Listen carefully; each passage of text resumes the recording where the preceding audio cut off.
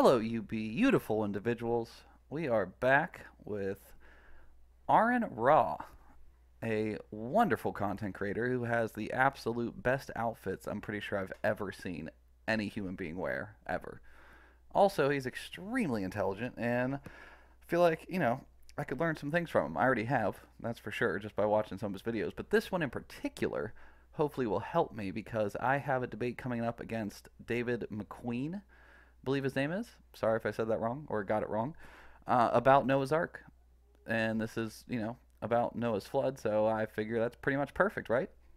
Also, got to say again, real quick, mentioned in the last video, but a viewer and supporter of mine suggested I start an Amazon wish list to make the channel better.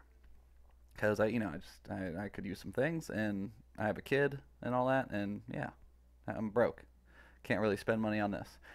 So somebody already purchased something off of it, and they got me a new microphone. It's not here yet, which is why I still sound the same, but it should be here in a couple days, and hopefully I will sound better. Well, at least better quality. I mean, I still sound like me, so that kind of sucks. But you'll hear my terrible voice clearer and crisper. Anyway, just want to say thank you again. You know who you are, and of course, thank you to my beautiful patrons. I now have two. I know, shocking, but it's pretty amazing. So if you want to be a patron, of course, the links in my channel and in the description of this and videos going forward, along with the Amazon wish list.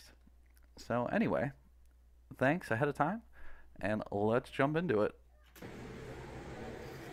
So look at this outside phase, outside of the building. You can see that we just have a typical hill like all of these other hills, but then they built the building around it and they removed all the covering for all of these other fossils so that you can see what this hill conceals. There are many hills that will conceal stuff like this, but they're not everywhere because there are different geological conditions around the world, right?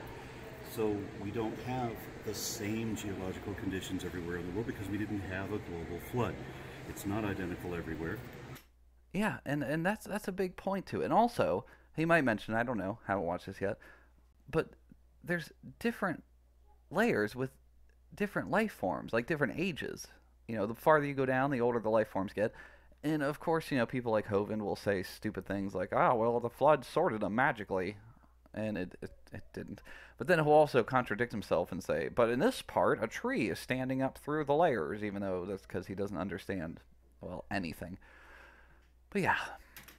And the argument often is that animals were like flash frozen or concreted in this flood somehow.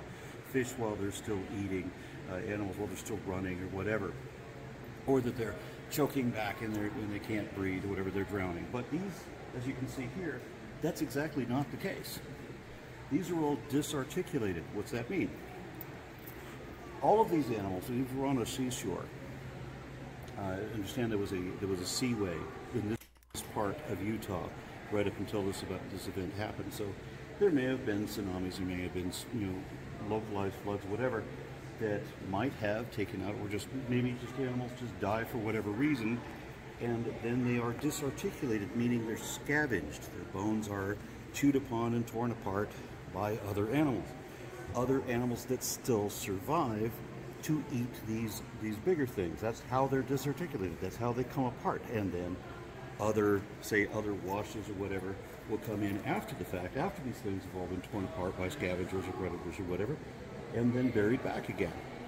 And see, that's a great point. And you know what? Hold on.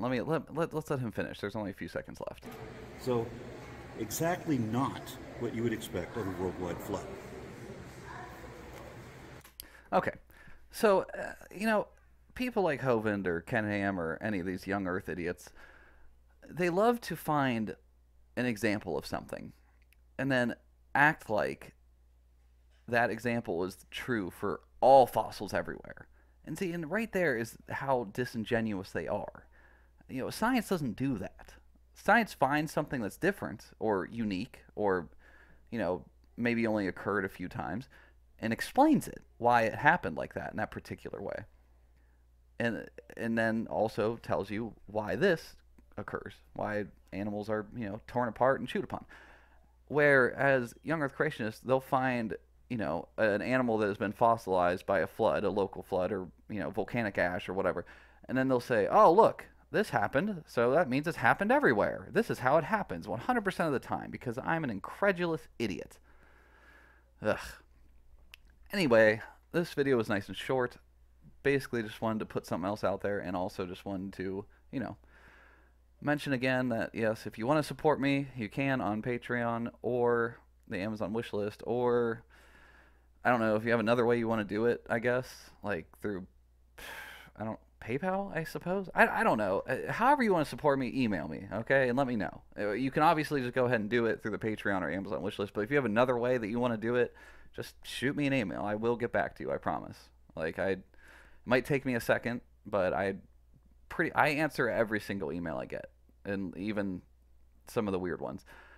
But yeah, so that's it. Nice and short and sweet. Thank you, AronRa, for your continued amazing content that you put out. And thank you all for watching. Please like, comment, and subscribe. And until next time.